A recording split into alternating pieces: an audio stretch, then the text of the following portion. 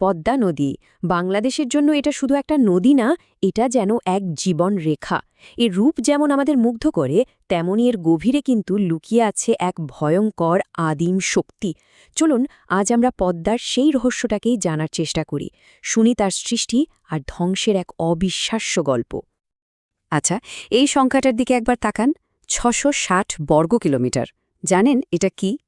গত ৫০-৫৫ বছরে পদ্মা নদী ঠিক এই পরিমাণ জমি গিলে খেয়েছে। যদি তুলনা করি তাহলে বলতে হয় এটা আমাদের ঢাকা শহরের আয়তনের চেয়েও প্রায় ২.৫ গুণ বড়। ভাবা যায়, আজ তো একটা ঢাকা শহরের চেয়েও বড় এলাকা এখন নদীর নিচে। আর এই যে ভাঙন, এটা কিন্তু কোনো নতুন ঘটনা না। নদীর এই ভয়ঙ্কর ক্ষমতার কারণে স্থানীয় মানুষ যুগ যুগ ধরে একে একটা নামই চেনে, সর্বগ্রাসী। মানে যে সব কিছু গ্রাস করে, এই একটা শব্দই যেন নদীটার আসল চরিত্রটা তুলে ধরে।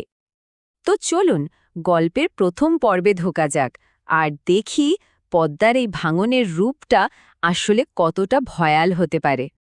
ব্যাপারটা এমন না যে একবার ভাঙল আর শেষ হয়ে গেল। না, এটা একটা বাৎসরিক বিপর্যয়। প্রতি বছর নিয়ম করে শত শত, এমনকি হাজার হাজার হেক্টর জমি, মানুষের ঘর বাড়ি, ফসলের ক্ষেত, তাদের পুরো জীবন সবকিছু একটু একটু করে পদ্মার গভীরে হারিয়ে যায়। এখন প্রশ্ন হল, এই যে এত ধ্বংস, এর পেছনের কারণটা আসলে কি?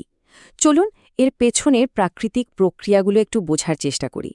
এটা আসলে নদীর পরিচয়েরই একটা অংশ, এক অদ্ভুত ভাঙা গড়ার খেলা। এই ভাঙা গড়ার খেলারই একটা অংশ হল চর। এগুলো আসলে বালি আর পলি দিয়ে তৈরি হওয়া কিছু অস্থায়ী দ্বীপ। নদীর স্রোতেই এদের জন্ম, আবার ওই স্রোতেই এদের মৃত্যু। মানে আজ যেখানে একটা বাসলিং জনপদ, কাল হয়তো দেখবেন সেখানে অথই জল ছাড়া আর কিছুই নেই। এই ম্যাপটা দেখলে বিষয়টা আরও পরিষ্কার হবে। খেয়াল করে দেখুন, সবুজ, লাল আর কালো রেখাগুলো এক একটা সময় নদীর পাড়ের অবস্থান দেখাচ্ছে। মাত্র ২৩ বছরের মধ্যে নদীটা কেমন এঁকে বেঁকে তার গতিপথ বদলেছে। কিছু কিছু জায়গায় তো পশ্চিমে প্রায় ৬ কিলোমিটার পর্যন্ত সরে গেছে। আসলে কি, নদীর এই যে এঁকে বেঁকে চলা, এটা কিন্তু একদমই স্বাভাবিক একটা ব্যাপার, বিশেষ করে পলি দিয়ে তৈরি হওয়া নদীর জন্য। হিমালয় থেকে বয়ে আনা কোটি কোটি টন পলি এর মূল কারণ। কিন্তু পদ্মার আকার এতটাই বিশাল যে এর স্বাভাবিক আচরণই আমাদের কাছে ভয়ঙ্কর হয়ে ওঠে।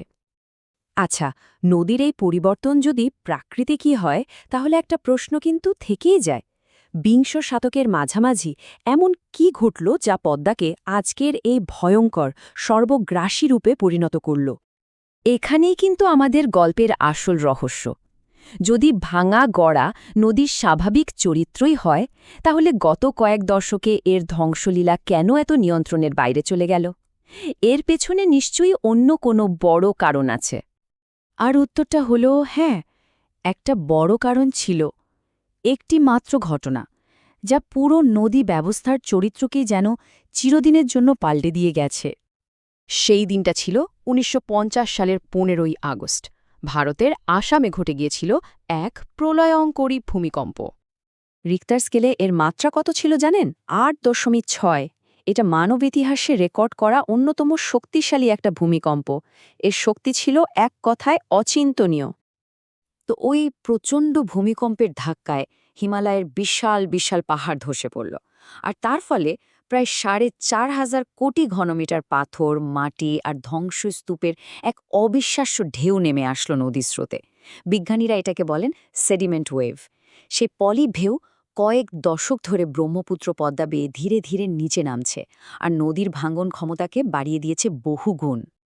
বেশ, বৈজ্ঞানিক রহস্যের তো একটা সমাধান পাওয়া গেল, কিন্তু যারা এই সর্বগ্রাসী নদীর কিনারে প্রতিদিন বেঁচে থাকার জন্য লড়াই করছেন, তাদের জীবনটা ঠিক কেমন?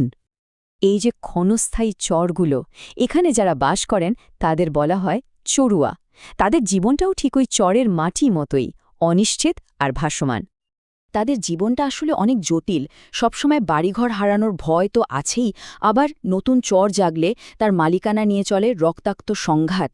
তাদের কাছে জমির কোনো আইনি কাগজপত্র নেই, আর তার উপর কখনো অনুপ্রবেশকারী বা কখনো সন্দেহজনক ভোটার হিসেবেও তাদের চিহ্নিত করা হয়।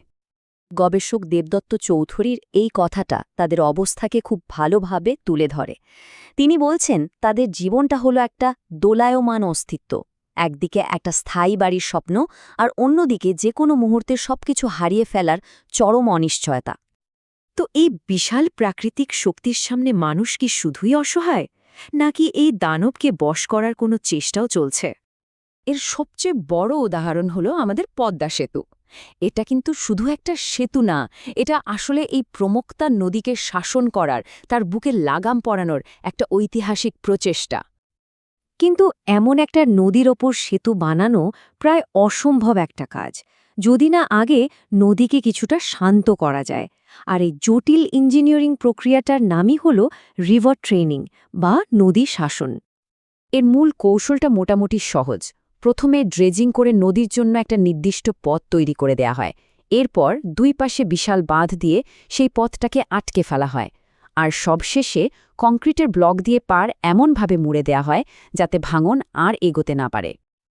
কিন্তু শেষ প্রশ্নটা কিন্তু থেকেই যায়, মানুষের ইঞ্জিনিয়ারিং, মানুষের প্রযুক্তি, এটা কি সত্যি প্রকৃতির এই আদিম শক্তিকে পুরোপুরি নিয়ন্ত্রণ করতে পারবে? পদ্মা কি এই মানবসৃষ্ট সীমার মধ্যেই থেকে যাবে, নাকি একদিন আবার সবকিছু ভেঙে নিজের পথ তৈরি করে নেবে? এর উত্তর হয়তো সময়ই আমাদের বলে দেবে।